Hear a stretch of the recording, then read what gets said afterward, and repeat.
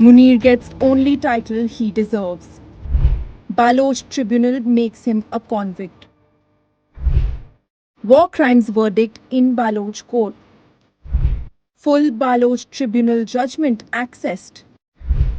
War criminal, non-entity and terrorist.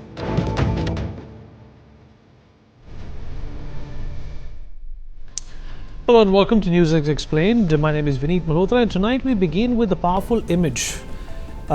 People who feel as if they've been silenced for decades, putting the most powerful man in their country on trial, because that is exactly what is unfolding in Pakistan.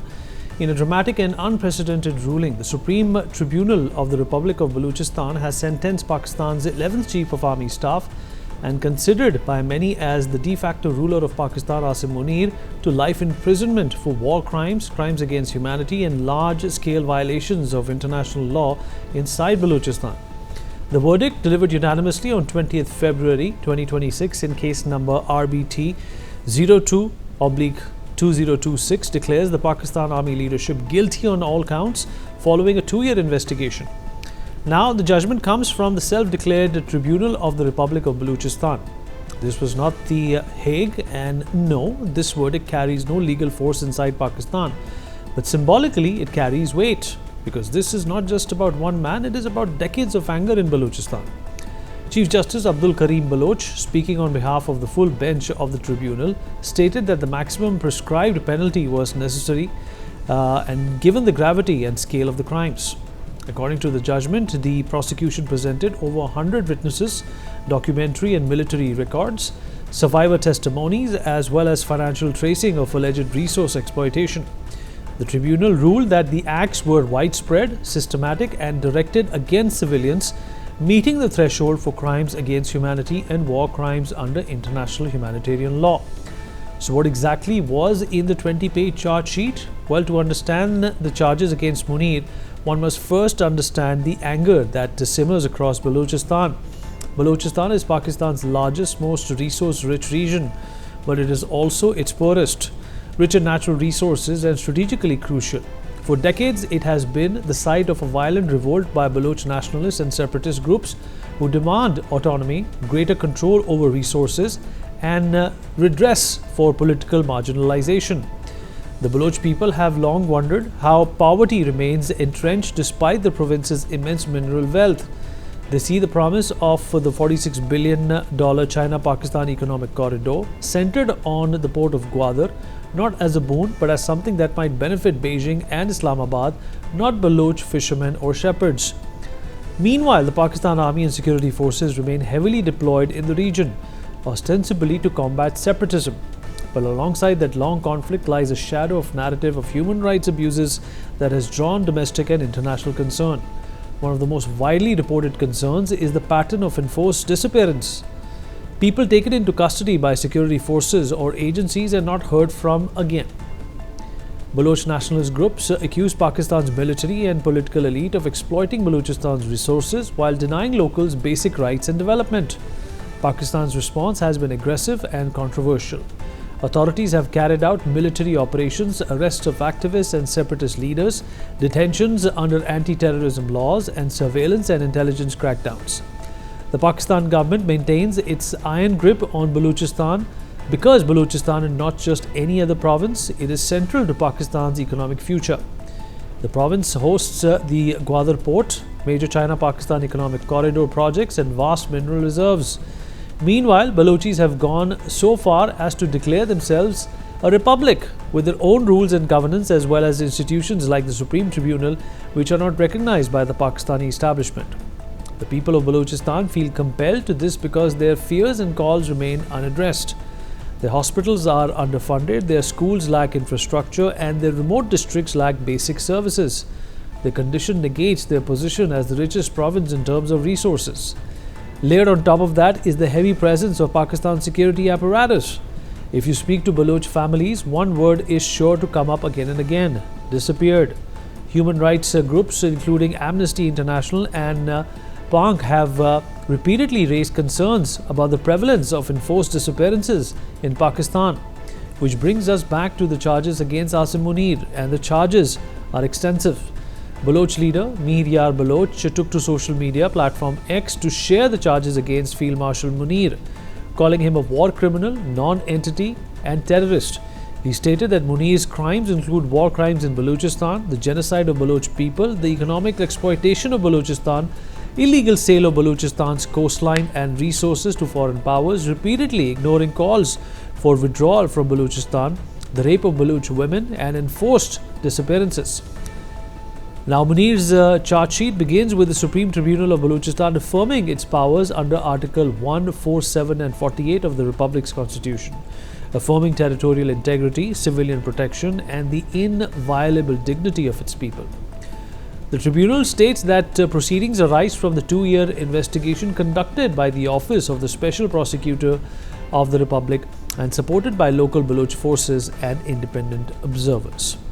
The first and foremost charge brought against Munir and Pakistan's army, referred to as external occupying force, is the violation and territorial integrity of the Republic of Balochistan.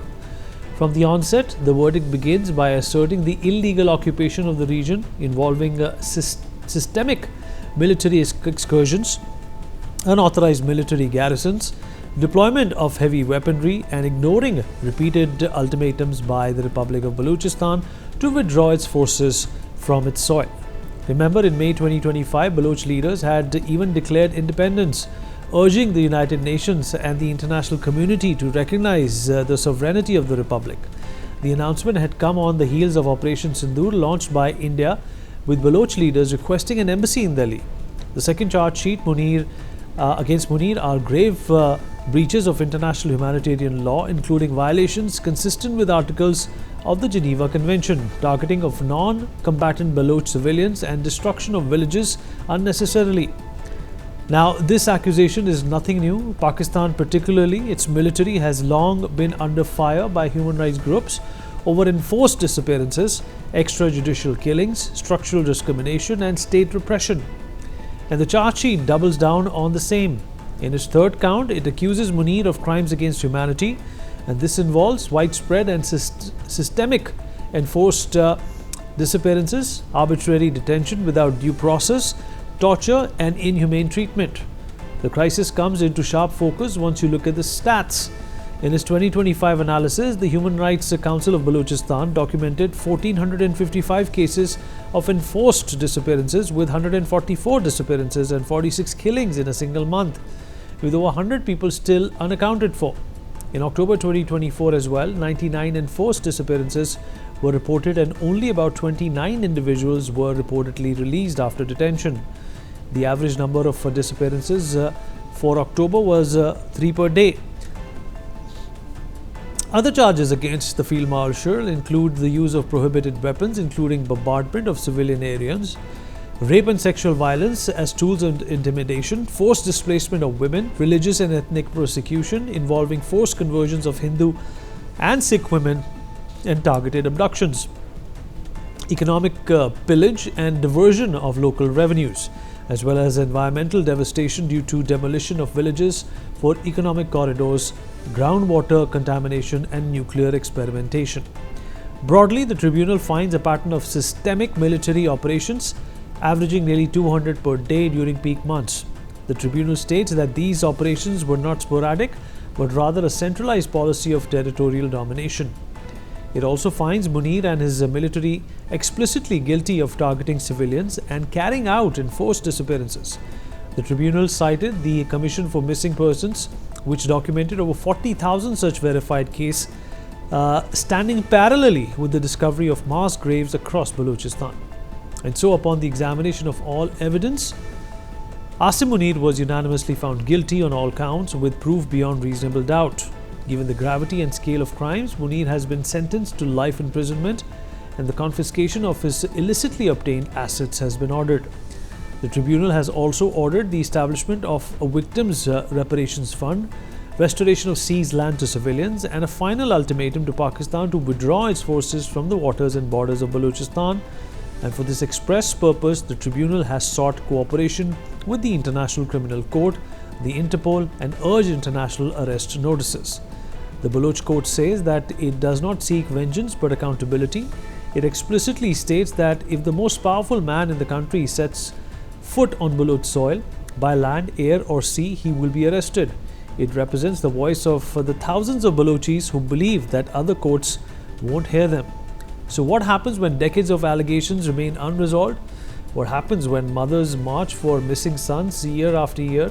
Well, you get symbolic tribunals, public verdicts, and moral indictments. Whether or not the sentence is enforceable, the grievance behind it is real. The tribunal's verdict may never put Asim Munir behind bars, but it has done something else. It has placed Balochistan back in the global conversation, and perhaps that, more than the life sentence itself, is a real victory here. Munir gets only title he deserves. Baloch Tribunal makes him a convict. War crimes verdict in Baloch court. Full Baloch Tribunal judgment accessed. War criminal, non-entity, and terrorist.